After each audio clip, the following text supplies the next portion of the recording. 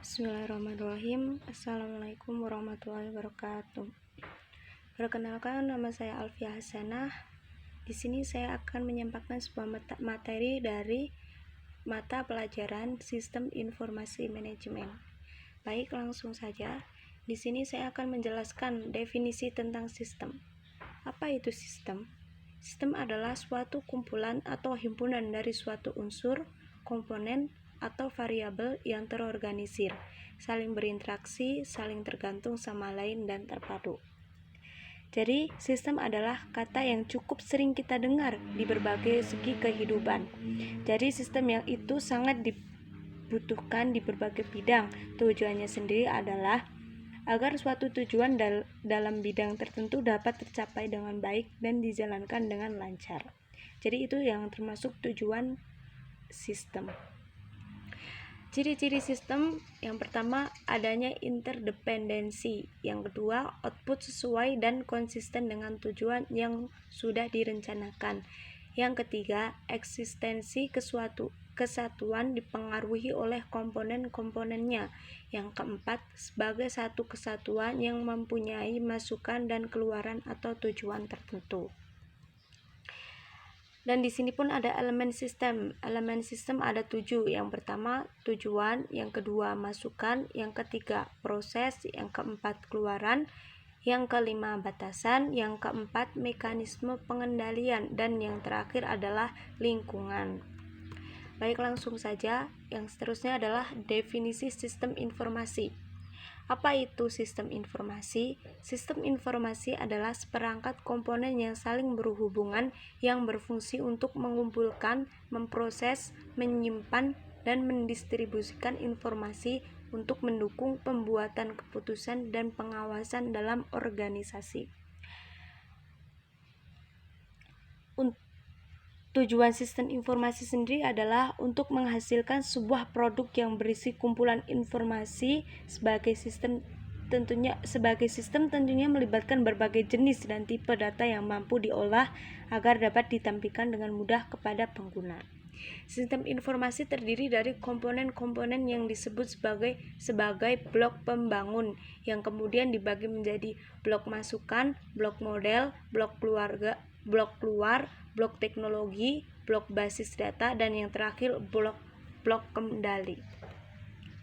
Fungsi sistem informasi sendiri adalah mampu menjadi tingkat ketersediaan kualitas dan pengalaman dalam mengelola sebuah sistem informasi secara kritis dan logis.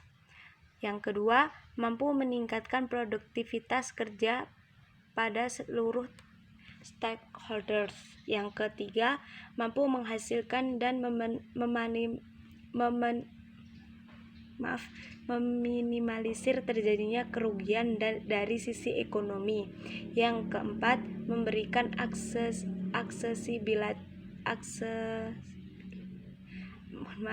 aksesibilitas baik kepada pengguna.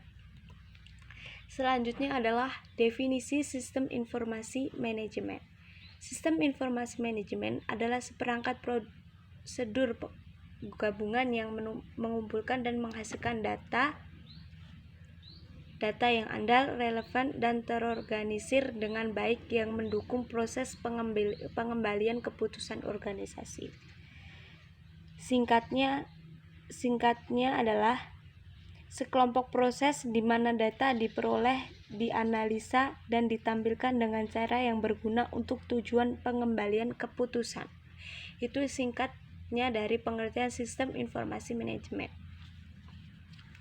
Sistem ini menjadi sangat diperlukan akibat adanya kompleksitas tinggi dalam setiap organisasi bisnis.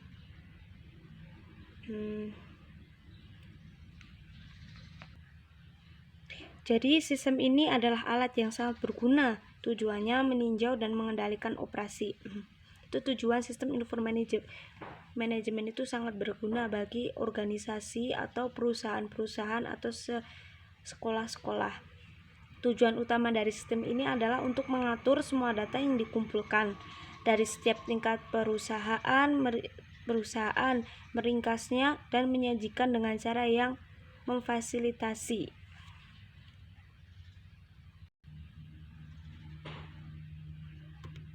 Selanjutnya adalah fungsi sistem informasi manajemen.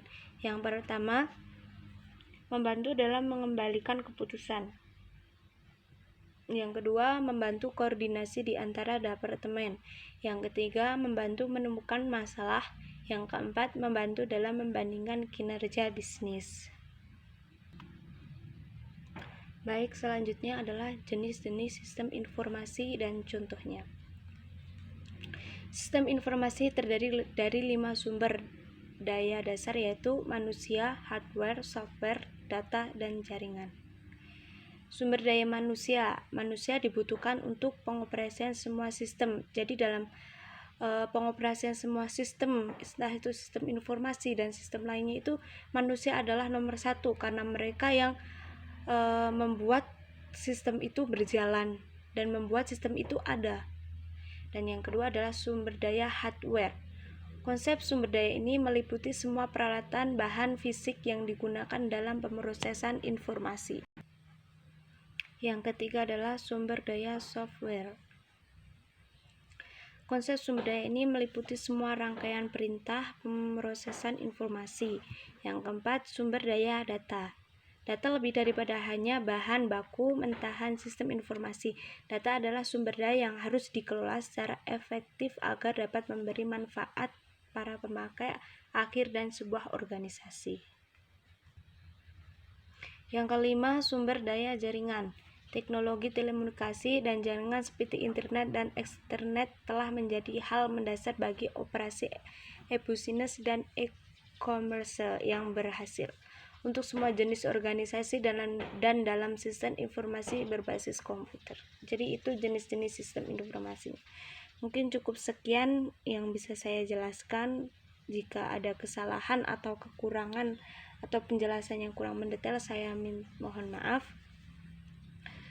Syukron kasiron. Assalamualaikum warahmatullahi wabarakatuh.